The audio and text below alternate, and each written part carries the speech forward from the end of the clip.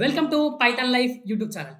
So, ఈ వీడియోలో నేనైతే ఎవరైతే బీటెక్ చేస్తున్నారో, కంప్యూటర్ సైన్స్ ఇంజినీరింగ్ కోర్స్ ఎవరు తీసుకున్నారో, దాంట్లోకున్న కొన్ని 9 టఫెస్ట్ సబ్జెక్ట్ అని డిస్కస్ చేయబోతున్నాను. సో, చాలామందికి నాలాంటి యావరేజ్ స్టూడెంట్స్‌కి ఇలా సబ్జెక్ట్స్ టఫ్ అనిపించొచ్చు. సో, మీలో చాలామంది టాలెంటెడ్ ఉంటారు. సో, వాళ్ళకి ఈ సబ్జెక్ట్‌లు చాలా ఈజీ అనిపించొచ్చు. కానీ కొందరికి నాలాంటి యావరేజ్ స్టూడెంట్స్ ఉంటారు కాబట్టి వాళ్ళకైతే ఇవి టఫ్ అనిపిస్తాయండి.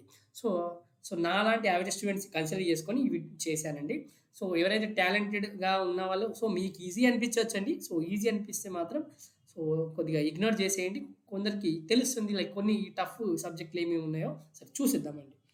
ఫస్ట్ వచ్చేసి ఆల్గరిథమ్స్ అండ్ డాటా స్ట్రక్చర్స్ అండి.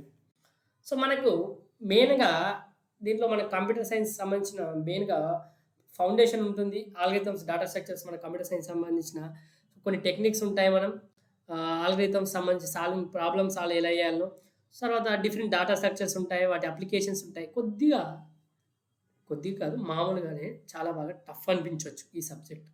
Data structures and algorithm DSA. ఓకేనా? సో, ఈ సబ్జెక్ట్ కొద్దిగా టఫ్ అనిపించొచ్చు. ఓకే. ఒక 75% మెంబర్స్ కావచ్చు. మేబీ ఎక్కువనే కావచ్చు. నాలాంటి యావరేజ్ స్టూడెంట్స్‌కి అయితే పక్కాగా నాకైతే టఫ్ అనిపిస్తుంది. సో, ఎవరైతే టఫ్ అనిపిస్తుందో వాళ్ళకైతే కొద్దిగా కేర్‌ఫుల్ తీసుకుంటారని వీడియో అంతేనండి. కొద్దిగా ముందే ప్రిపేర్ అవుతారు. లైట్ తీసుకోకండి ఈ సబ్జెక్ట్‌లు. తర్వాత వచ్చేసి ఆపరేటింగ్ సిస్టమ్స్. ఆపరేటింగ్ సిస్టమ్ ఇది కోర్ సాఫ్ట్‌వేర్ కాన్సెప్ట్ అండి అసలు యాక్చువల్లీ అంటే కోర్ సాఫ్ట్‌వేర్‌తో డీల్ చేస్తుంది మెయిన్‌గా కంప్యూటర్ హార్డ్‌వేర్ అండ్ రిసోర్సెస్ తోటి. ఎందుకంటే దీనిలో మెమరీ మేనేజ్‌మెంట్ కావచ్చు, ప్రాసెస్ మేనేజ్‌మెంట్ కావచ్చు, ఫైల్ సిస్టమ్ కావచ్చు, సెక్యూరిటీ గురించి కూడా ఉంటుంది కాబట్టి ఆపరేటింగ్ సిస్టమ్ కొద్దిగా నాలాంటి వాళ్ళకి టఫ్ అనిపించొచ్చు. సో, ఇదొకటి. తర్వాత కంప్యూటర్ ఆర్కిటెక్చర్ అండ్ ఆర్గనైజేషన్. ఇదైతే పక్కా టఫ్ అండి. ఆపరేటింగ్ సిస్టమ్ కావచ్చు. నాకైతే ఇది ఫుల్ టఫ్ అండి. సో, మీకు కూడా టఫ్ అనిపించే ఛాన్సెస్ ఉన్నాయి. అందరికీ అనట్లేదు. కొందరికి ఈజీనే అండి. So, computer architecture and organization కూడా దానికి మెమరీకి సంబంధించిన ఆర్కిటెక్చర్ కావచ్చు, ఆర్గనైజేషన్ కావచ్చు, తర్వాత ఇవన్నీ కూడా మనం ప్రాసెసర్ డిజైన్ కావచ్చు, ఇవన్నీ నేర్చుకుంటాం కాబట్టి కంప్యూటర్ సిస్టమ్ గురించి హార్డ్‌వేర్ లెవెల్‌లో ఉంటాయి కాబట్టి, సో, వాటి గురించి చదువుతాం కాబట్టి కొద్దిగా టఫ్ అనిపించొచ్చు. తర్వాత వచ్చేసి కంపైలర్ డిజైన్. సో, ఇది కొద్దిగా టఫ్ అనిపించొచ్చు మళ్ళీ.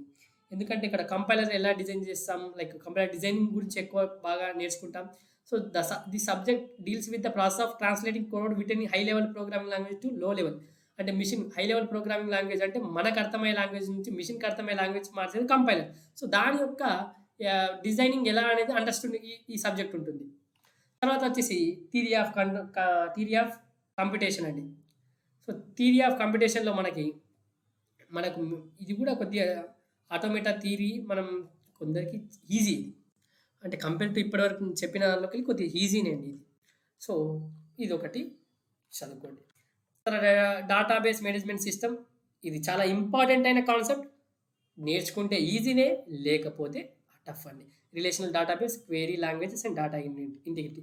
సో, మీరు అనొచ్చు నేర్చుకుంటే ఏదైనా ఈజీయే కదా అండి అంటే, అవును. కానీ మిగతా సబ్జెక్టులతో కంపేర్ చేస్తే ఇది కొంచెం టఫ్ అని చెప్తున్నాను నేమ్స్. Computer networks.